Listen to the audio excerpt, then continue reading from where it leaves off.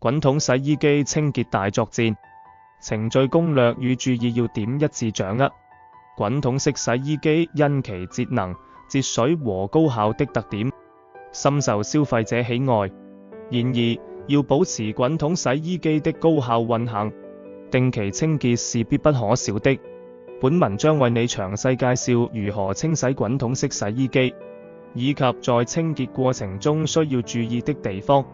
一、滾筒洗衣機清潔程序。一、斷電操作。在清潔前，記得先將洗衣機的電源關閉，以確保安全。二、清洗洗衣槽。使用洗衣機專用清潔劑，按照說明書進行清潔。通常需要將清潔劑加入洗衣槽。選擇清潔模式，讓洗衣機自動清洗。三、清潔橡膠密封圈。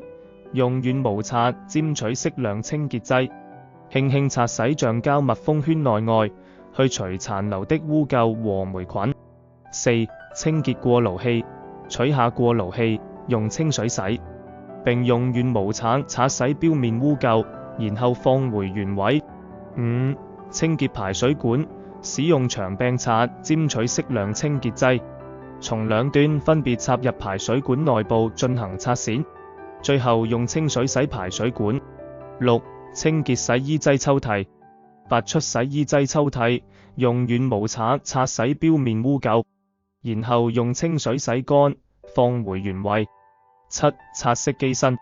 用抹布沾取適量清潔劑，輕輕擦拭洗衣機機身，確保外表光潔。二、滾筒洗衣機清潔注意事項。一、選擇適當的清潔劑。選擇專門針對滾筒洗衣機的清潔劑，避免使用具有附蝕性的化學品。二、清潔時勿使用過硬的刷子或金屬工具。選擇軟毛刷進行清潔，避免使用金屬刷或其他硬質物品刮傷洗衣機內部。三、認真閱讀洗衣機說明書。在進行清潔前，仔細閱讀說明書，了解洗衣機的結構以及清潔方法，避免因不當操作導致損壞。四、定期清潔。根據使用頻率，建議每2到3個月進行一次全面清潔，以保持洗衣機的高效運行和清洗效果。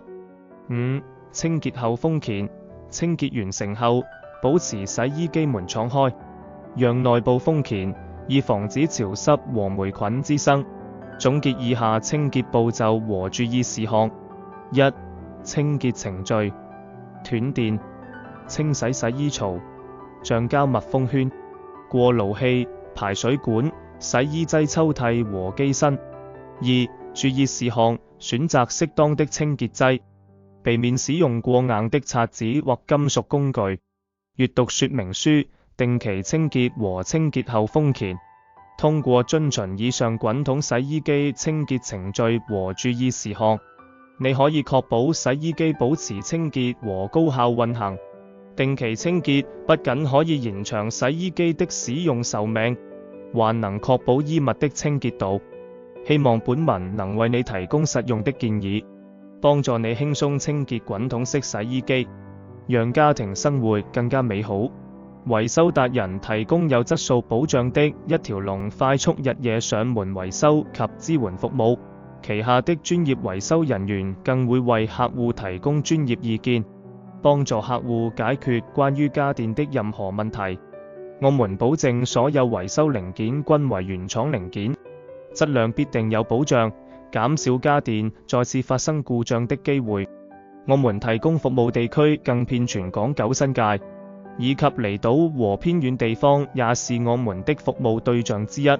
我們的熱線服務專員將為客戶提供相關的專業分析，分析後被認為維修成功率高，才會安排上門進行維修，避免收取不必要的查費用，更協助計算出所需維修預算，並在售前對你免費報價，保證其維修價格必定在合理範圍內。我們還有清晰收費價目表，明碼實價，絕不取巧。本公司經營家電維修10多年，憑住多年經驗口碑在道，我們一直以提供優質服務以留住熟客為宗旨。若遇到任何家電的問題，歡迎隨時 WhatsApp 59328799或致電37428790查詢更多服務詳情。我們的服務專員將竭誠為你服務。